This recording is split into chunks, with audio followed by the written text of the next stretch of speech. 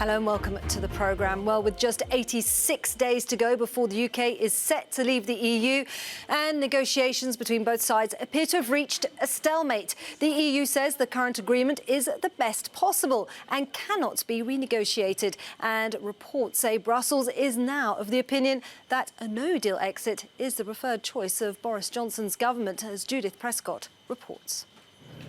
The first EU leader to meet the new UK Prime Minister, the Estonian Premier Jüri Ratas, greets Boris Johnson in London.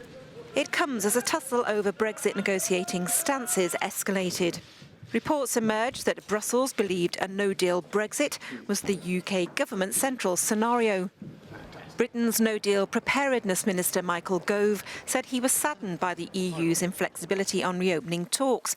The Commission clarified it was prepared for no deal and reiterated it is open to discussions.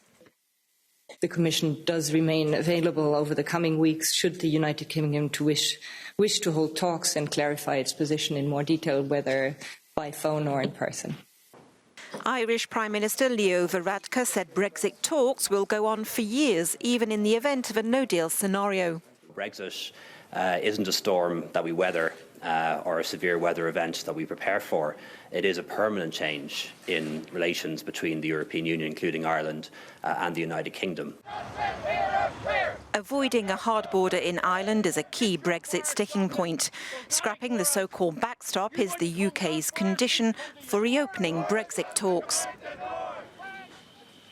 Well, for more on this ongoing deadlock, I'm joined now by political editor Darren McCaffrey here in Lyon. So, as we just heard from Leo Varadkar there, Brexit talks could still go on for years, deal or no deal. And in the case of a no deal, Darren, the issues of EU citizens' rights, the financial settlement and the Irish border will be top of the agenda. So it does seem like it could be back to the drawing board. Well, if you're bored of Brexit, brace yourselves, because you've been bored for many, many years to come. As Leo Varadkar was suggesting, this is a significant structural change. You have to remember the withdrawal agreement, essentially what this deadlock is now all about, the dispute is all about, is essentially just Britain's divorce. It is not about actually what might prove to be far more difficult, which is the future trading relationship between the EU and the UK when it leaves. I think what is interesting in all of this is that we are now involved in this kind of deadlock with the European Union on the one hand is saying that, yes, we're open and willing to have talks with the UK, but we're not going to fundamentally reopen that withdrawal agreement. We'll talk about the political declaration, which is not binding, but Boris Johnson and his government making it clear that they think the EU are simply not being flexible enough. Their argument is that they're not, as a new government, beholden to the agreement that Theresa May and her government made, and that, yes, they will sit down and have talks, but only when they remove or are open to removing this idea of the Irish backstop to protect the border. So, you know, we are involved in this deadlock, and you'd have to conclude at the moment they're kind of means of travel seems to be a kind of train on a one-way track towards a no-deal Brexit. That's absolutely right, because if these conditions do continue to be entrenched, is there any way out of this no-deal Brexit? Is it just inevitable, Darren? Well, it's quite extraordinary in many regards that, in some ways, the UK and the European Union have found themselves in this position. Is it inevitable?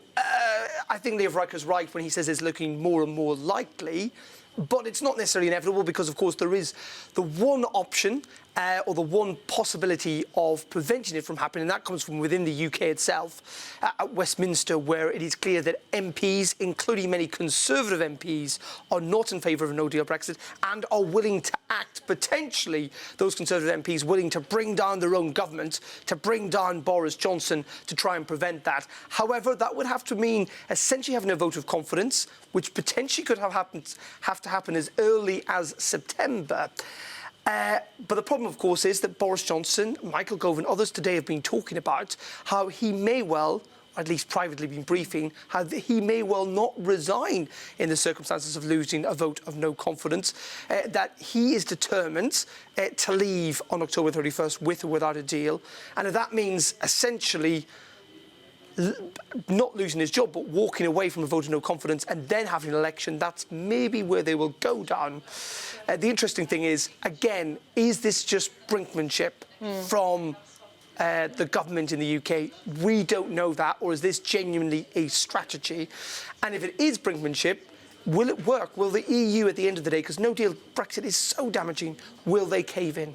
And we're also hearing of a new legal bid, aren't we, Darren, by MPs to block Boris Johnson from potentially shutting down Parliament, proroguing, as it's called, to push a deal through eventually. Now what are the chances of that succeeding, do you think? Well, I mean, there has been much talk in Sir John Major, a former Conservative Prime Minister, has felt that this is so egregious that he is potentially willing, along with others, to try and use the court system in the UK to prevent that from happening. It's so difficult. I mean, it is possible, of course, but there is not to say, I mean, this is so legalistic, it's not to say that it's quite difficult to judge kind of the powers, because Britain hasn't got a constitution, between whether Boris Johnson could still go ahead and prorogue Parliament, even if the courts objected to it. And even in addition to that, could Parliament still reconvene even when it's being prorogued? Essentially, what we're looking at is, in those circumstances, the role of the monarch, the Queen getting involved in this, which many people say should be avoided, and potentially the biggest constitutional crisis, the biggest crisis in the UK since the English Civil War back at the end of the 17th century. So, you know, this is big, complex stuff. But what is interesting is that with Boris Johnson's tenure now, with him being Prime Minister, the likelihood of Britain leaving without a deal and all the consequences of that, short, long term, big or small, it is looking that is where we're potentially headed.